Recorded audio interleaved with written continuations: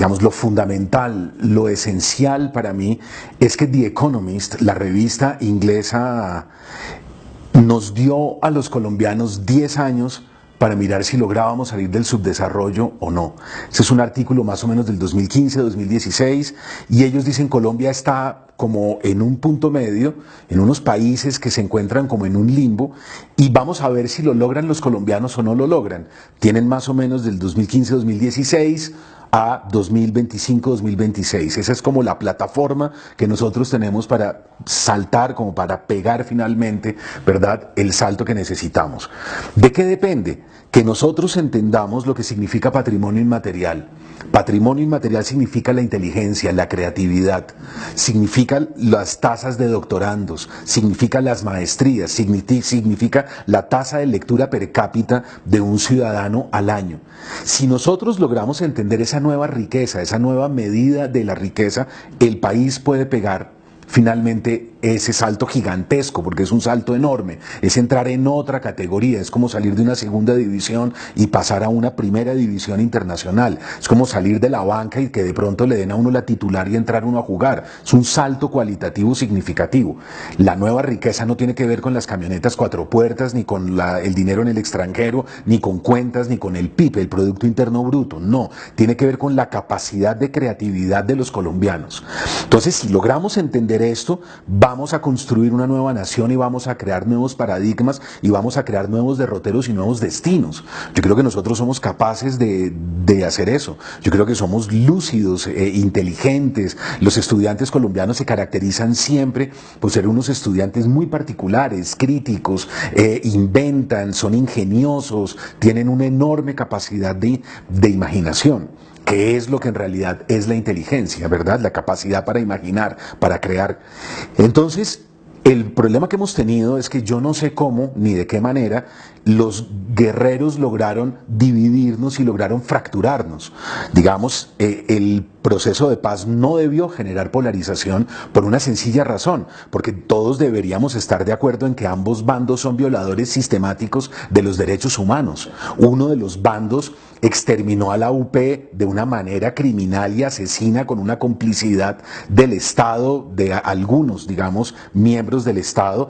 Movimientos paramilitares y grandes genocidas estaban de acuerdo y estaban en amistad y en contubernio con varios generales y con varios militares que hacían parte del establecimiento. Nos unimos con Pepes y con el cartel de Cali para luchar contra el cartel de Medellín.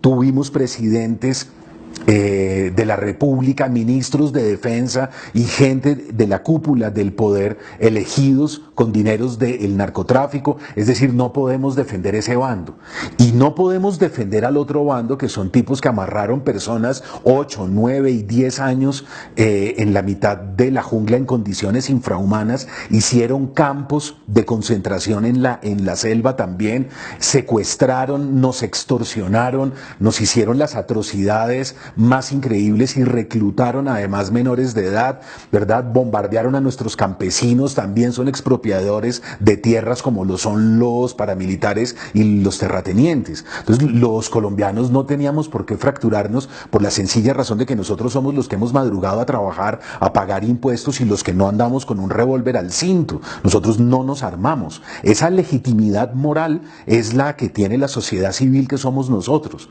Entonces, nosotros deberíamos tener esa claridad y deberíamos empujar el proceso por una razón, no porque nos interese defender a las FARC, no nos interesa en absoluto, no porque esos tipos a nosotros nos parezcan simpáticos o nos parezca muy bien que genocidas o los otros genocidas del otro lado se queden impunes, hagan política. Evidentemente que eso no nos gusta.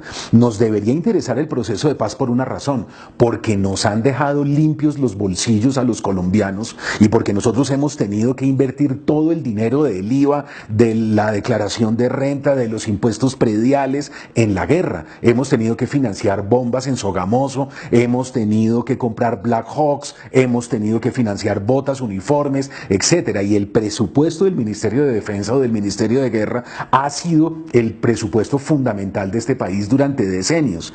¿Por qué nosotros tenemos que permitirle a los guerreros que se lleven nuestra plata y que nuestros hijos y nuestros nietos se queden sin educación?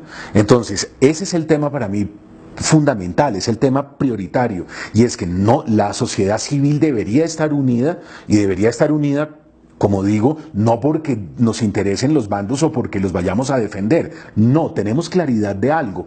¿Cuál ha sido la lógica de los guerreros? El odio. ¿Cómo hace uno para que un país se enfrenten unos contra otros? Creando odio. Entonces, si yo logro crear odio, ese es el secreto, esa es la médula, ese es como el leitmotiv, ¿verdad? Que voy inoculando, inoculando, inoculando en pequeñas dosis hasta que logro que siempre se odien. Se odian por una razón o se odian por la otra, pero se odian. Entonces, la guerra, el sustrato principal de la guerra es el odio. Nosotros deberíamos desarmar eso, deberíamos decir, no vamos a permitir más esto, estamos unidos, vamos a crear un proyecto de nación, vamos a mirar hacia el futuro, vamos a sacar el dinero, no queremos más bombas, no queremos minas quiebrapatas, no queremos Black Hawks, no queremos esos, queremos lápices, cuadernos, doctorados, maestrías, queremos trazar una línea y lanzar a nuestros hijos y a nuestros nietos a que estudien en las mejores universidades del mundo y que los colombianos empecemos a ser protagonistas internacionales en la física, en la química, en las artes, en el cine. Eso es lo que nosotros estamos necesitando y yo creo que eso lo podemos hacer. ¿Cómo es posible que no seamos capaces de unificarnos? No lo entiendo. Entonces, para mí, lo más significativo de la campaña política del 2018 es que el candidato o la candidata que tenga claridad con respecto a esto y nos presente una plataforma sólida que responda a la pregunta de The Economist y que nos diga: yo tengo un plan decenal de educación,